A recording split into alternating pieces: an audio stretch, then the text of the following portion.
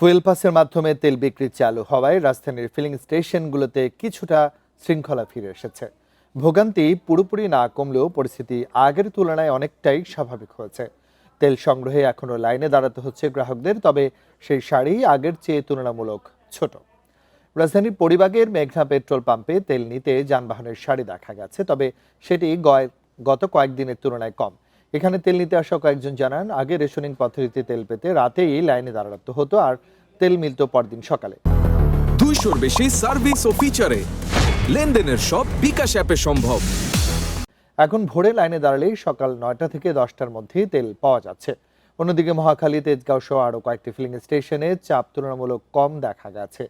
সংশ্লিষ্টরা বলছেন, ডিপো থেকে নিয়মিত তেল সরবরাহ আসলে এবং নির্ধারিত নিয়ম মেনে বিতরণ করা হলে গ্রাহকরা দুপুরের আগেই তেল পেয়ে যাচ্ছেন।